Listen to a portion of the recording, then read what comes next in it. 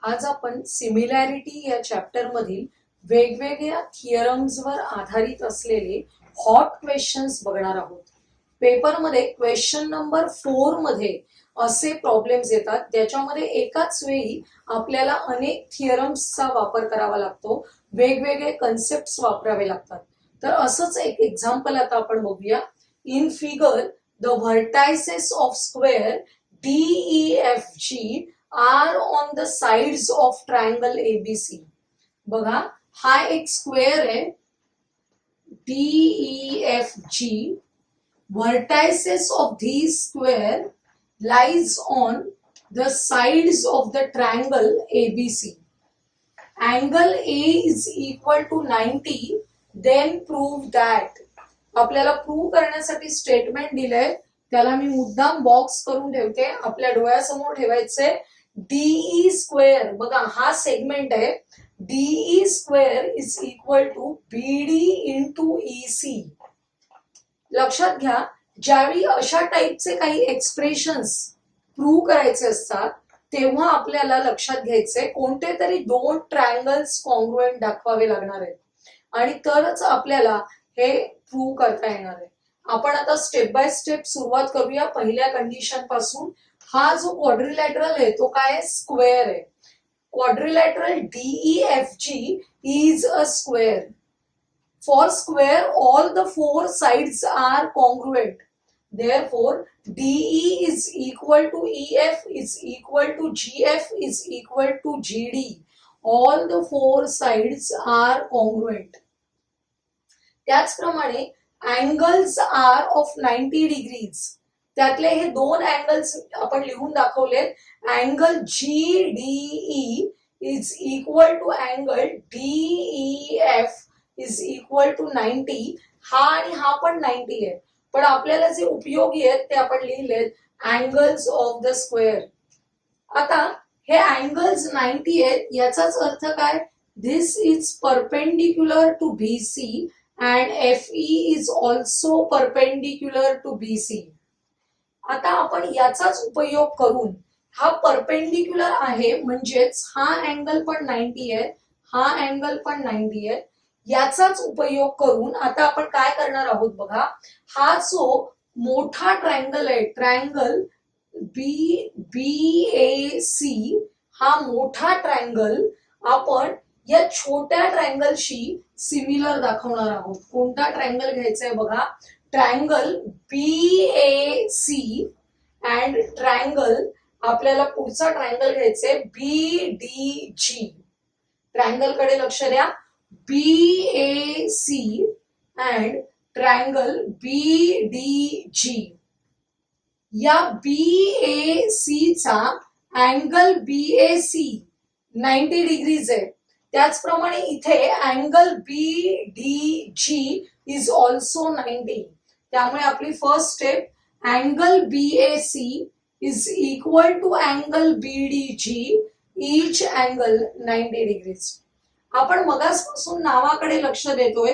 हा angle B कसा आहे बघा? Common to both. या मोठ्या ट्रायंगल मध्ये angle ABC is same as angle GBD किंवा DBG. बघा, angle ABC is congruent to angle DBG. Reason काय लिहायचंय? Common angle. या दोन ट्रायंगल्स मध्ये दोन अँगल्स कॉन्ग्रुएंट आहेत, करस्पॉन्डिंग दोन अँगल्स कॉन्ग्रुएंट आहेत. Therefore these two triangles are similar by AA test. कोणती टेस्ट आहे?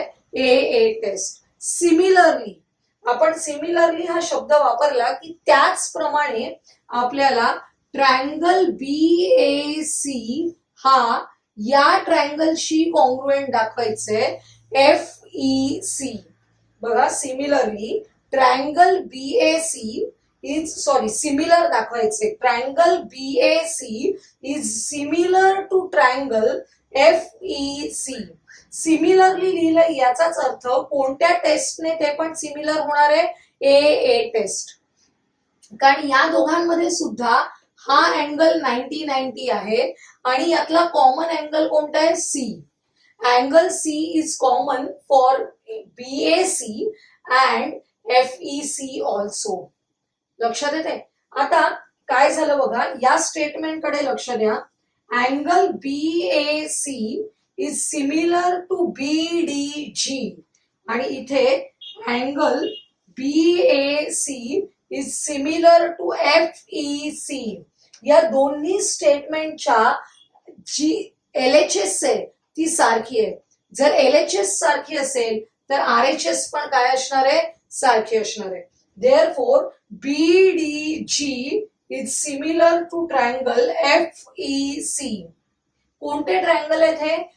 BDG is similar to triangle FEC. हा ट्रायंगल आणि हा ट्रायंगल काय आहे? सिमिलर आहेत. हे दोन ट्रायंगल सिमिलर आहेत याचाच earth the corresponding sides are in proportion. मग आपल्याला याच्या करस्पॉन्डिंग साइड्स लिहायच्या आहेत. बघा, BD ची करस्पॉन्डिंग साइड कोणती आहे? FE.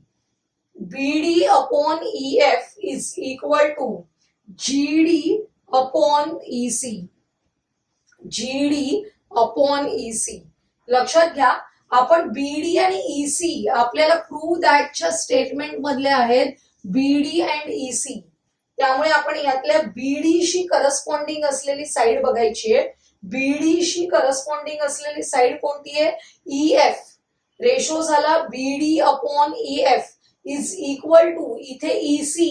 त्यामुळे EC अपॉन GD. सॉरी, पहिला आपला हा ट्रायंगल असल्यामुळे आपण GD अपॉन EC घेतो. लक्षात येते? आता आपण काय करायचंय? BD आणि EC आपल्याला या स्टेटमेंट मध्ये हवेच आहेत, पण आपल्याला GD आणि EF हवेत का? नको. त्याच्याऐवजी काय हवंय? DE square. आपल्या फर्स्ट स्टेटमेंट कडे जाऊया आपण. या फर्स्ट स्टेटमेंट मध्ये बघा, हा जो EF आहे, EF म्हणजेच काय आहे? DE. त्याचप्रमाणे हा जो GD आहे तो GD म्हणजे पण काय आहे? DE. All the four sides are equal. Therefore आपण काय करतोय? या EF च्या जागेवर पण DE ठेवायचा, या GD च्या जागेवर पण DE सबस्टिट्यूट करायचा. त्यामुळे आपल्याला नवीन एक्सप्रेशन मिळालं, BD upon DE is equal to DE upon EC. Cross multiplication केलं, DE square is equal to BD into EC. लक्षात येते? आपल्याला जे प्रूव्ह करण्यासाठीचं स्टेटमेंट आहे त्याला डोळ्यासमोर ठेवून आपल्याला स्टेप्स डिझाईन करायचे. लक्षात आलंय? हे असंच का करायचं? कारण आपल्याला हे प्रूव्ह करायचंय या पद्धतीने. या एक्झाम्पल साठीच्या स्टेप्स लक्षात घ्या. हा जो मोठा ट्रायंगल आहे तो या ट्रायंगलशी सिमिलर दाखवायचा. त्यानंतर तोच मोठा ट्रायंगल या ट्रायंगलशी पण सिमिलर आहे. Therefore, these two triangles are similar and corresponding sides of the similar triangles are in proportion. आणि त्याच्यावरूनच आपल्याला स्टेटमेंट मिळालं, DE square is equal to BD into EC. आपण सेकंड क्वेश्चनला सुरुवात करूया. बघा, आकृती बघितली की आपल्याला ती इतकी कॉम्प्लिकेटेड वाटते की आपण अशा प्रकारचं गणित जर क्वेश्चन 4 मध्ये बघितलं तर पुढे काहीच न पाहता कधी कधी सोडून देतो. त्यामुळे गणित बघितल्यावर घाबरून न जाता दिलेल्या गोष्टींचं वाचन करायचंय, आकृती समजून घ्यायची आहे आणि आपल्याला काय काय वापरता येईल या एक्झाम्पल मध्ये अशा विचारांना सुरुवात करायची. बघा काय दिलंय. In triangle ABCD, AB is congruent to AD. AB and AD are congruent. Bisector of angle BAC. बघा, हा अँगल BAC आहे, याचा हा बायसेक्टर आहे. दिसतोय तुम्हाला? इथे दोन समान आयडेंटिकल मार्क्स केलेले आहेत, म्हणजेच AE इज अ बायसेक्टर. आणि इथे अँगल DAC चा हा बायसेक्टर आहे AF. इथे बघा आयडेंटिकल मार्क्स केलेले आहेत. आपल्याला सांगितलंय प्रूव्ह दॅट सेगमेंट EF. आपल्याला प्रूव्ह करायचंय सेगमेंट EF हा बघा हा सेगमेंट आहे तो सेगमेंट बीडी ला पॅरलल आहे. Segment EF is parallel to segment BD. लक्षात येते. आता आपण सुरुवात करूया आपल्याला दिलेल्या गोष्टींपासून. In triangle BAC AE is an angle bisector of angle BAC. Therefore, by angle bisector theorem आपल्याला रेशो कसा मिळतो बघा. AC upon AB is equal to या अँगल बायसेक्टर मुळे त्याच्या अपोजिट साइडचे कोणते पार्ट्स झालेले आहेत. CE upon EB. मी CE पासून का सुरुवात केली कारण इकडे रेशो लिहिताना AC अगोदर लिहिलेला आहे. जर AC अगोदर लिहिला असेल तर हे रेशो सुद्धा याच डायरेक्शनने लिहायचे. लक्षात येते. AC upon AB is equal to CE upon EB. हा पहिला स्टेटमेंट मिळाला आपल्याला. In triangle DAC AF is an bisector of angle DAC. त्यामुळे पुन्हा रेशो बघा. AC upon AD is equal to जर AC मी अगोदर लिहिलं असेल तर या सेगमेंट मध्ये पहिल्यांदा कोणता सेगमेंट लिहायचा. CF. AC upon AD is equal to CF upon FD. Direction follow करायचे व्यवस्थित. आता या दोन स्टेटमेंटच्या LHS चे स्टेटमेंट बघा काय आहे. AC अपॉन AB आणि AC अपॉन AD. हा जो न्यूमरेटर आहे तो दोघांचा सारखाच आहे. डिनॉमिनेटरचा विचार करूया. डिनॉमिनेटर मध्ये आहेत AB अँड AD. आपल्याला दिलेलं इथे segment AB is congruent to segment AD. जर का हा AB अँड AD इक्वल असतील तर हे दोन्ही LHS चे रेशो कसे असले पाहिजेत. इक्वल असले पाहिजेत. बघा AB is equal to AD given. Therefore these two ratios in LHS are equal. If the LHS is equal, then RHS is also equal. मग RHS काय आहे. CE upon EB. CE upon EB is equal to CF upon FD. हे RHS चे statements आपण equal आहेत ते लिहून घेतलेले आहेत. आता हे नक्की कुठे आहे ते शोधूया आपण. CE upon EB. बघा CE upon EB is equal to CF upon FD. या आकृतीमधला हा जो मधला पार्ट आहे तो मी आता पुसते. आपलं झालेलं आहे. तर तुम्ही फक्त ह्या ट्रायंगलचा एवढ्याच गोष्टींचा विचार करा. या स्टेटमेंट प्रमाणे CE upon EB is equal to CF upon FD. हे रेशोज जर इक्वल असतील तर कोणता थिअरम वापरतो आपण. Converse of BPT. Converse of BPT काय सांगतो. If these two ratios are equal then EF is parallel to BD. त्यामुळे segment EF is parallel to segment BD. Reason लिहायचे converse of basic proportionality theorem. लक्षात येते. दोन गोष्टी वापरल्या आपण याच्यामध्ये. Angle bisector theorem and basic proportionality theorem. आणि महत्वाची गोष्ट जी दिलेली होती AB is equal to AD. आपण थर्ड एक्झाम्पल बघू. O is any point in the interior of triangle ABC. Triangle ABC च्या इंटिरियर पार्ट मध्ये असलेला O हा एक पॉइंट आहे. Bisectors of angle AOB. Bisectors of angle AOB, BOC and COA intersects the side AB, BC and AC in points F, D, E respectively. बघा तुमच्या लक्षात येईल या ट्रायंगल मध्ये एक इंटिरियर पार्ट मध्ये असलेला पॉइंट O आहे. त्या पॉइंट O ला जॉईन केल्यानंतर तयार होणारे जे AOB, BOC आणि AOC असे ट्रायंगल्स आहेत त्यामध्ये या अँगल्सचे बायसेक्टर्स काढलेले आहेत आणि आपल्याला प्रूफ दॅट साठी स्टेटमेंट दिलेलं आहे BF into AE into CD is equal to AF into CE into BD.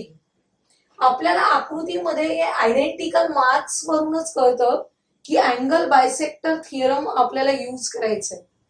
एकेका ट्रायंगल मध्ये आपण यूज करूया. In triangle AOB by using angle bisector theorem बघा OA upon OB is equal to हा angle AOB आहे त्याचा हा angle bisector आहे. या अँगल बायसेक्टर मुळे कोणते दोन सेगमेंट्स तयार झालेत बघा AF अँड FB.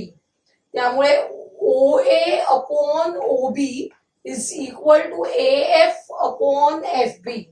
पहिलं स्टेटमेंट झालं. सिमिलरली मी सिमिलरली लिहिते म्हणजे मला पुन्हा पुन्हा हे रिझन लिहायला नको. तिन्ही ट्रायंगल्स मध्ये आपल्याला एकच वापरायचंय अँगल बायसेक्टर थिअरम. त्यामुळे in triangle BOC OB upon OC is equal to BD upon DC. बघा OB upon OC is equal to BD upon DC. हे आपलं सेकंड स्टेटमेंट झालं. Third triangle COA. In triangle COA आपण ratio लिहितोय.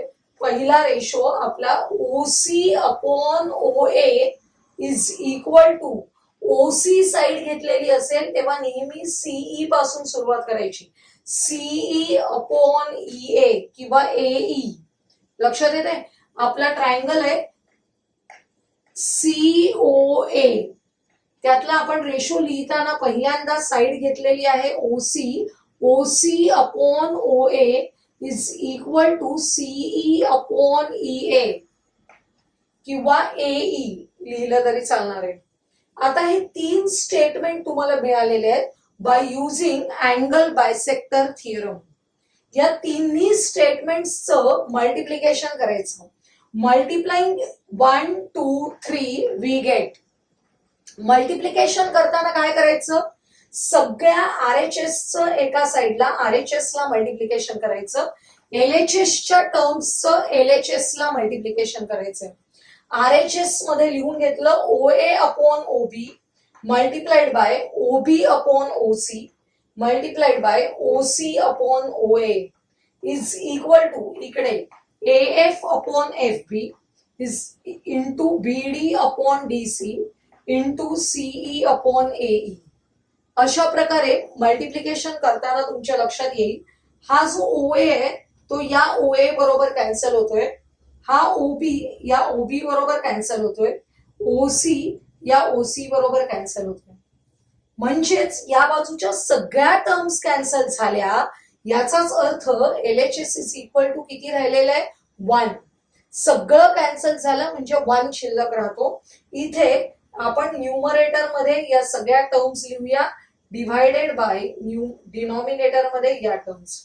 आता आपण नेहमी जसं क्रॉस मल्टिप्लिकेशन करतो तसं हे अपोजिट साइडला आल्यावर इकडे 1 ला मल्टिप्लाय करावं लागेल आणि आपल्याला हे स्टेटमेंट मिळेल जे स्टेटमेंट आपल्याला प्रूव्ह करायला दिलेलं आहे.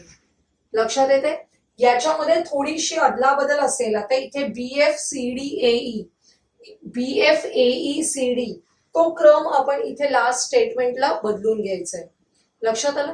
म्हणजे आकृती कितीही कॉम्प्लिकेटेड दिसली तरी आपल्याला काय दिलेलं आहे हे आयडेंटिकल मार्क्स दाखवतात अँगल बायसेक्टर. म्हणजे आपल्याला वापरायचंय अँगल बायसेक्टर थिअरम. त्यानंतर थोडंसं प्रूफ दॅटचं स्टेटमेंट कडे लक्ष द्यायचं आणि मग आपल्याला या खालच्या स्टेप्स काय कराव्या लागतील याचा विचार करायचा. हॉट क्वेश्चन्स म्हणजे दुसरं तिसरं काही नसून आपण शिकलेल्या सगळ्या थिअरम्सचा एकत्रितपणे विचार केला तर तुम्हाला ते सहज सोडवता येतील. आजचा हा व्हिडिओ जर तुम्हाला आवडला असेल तर लाईक करा, तुमच्या मित्रमैत्रिणींना शेअर करा आणि आपल्या चॅनलला सबस्क्राईब करायला विसरू नका.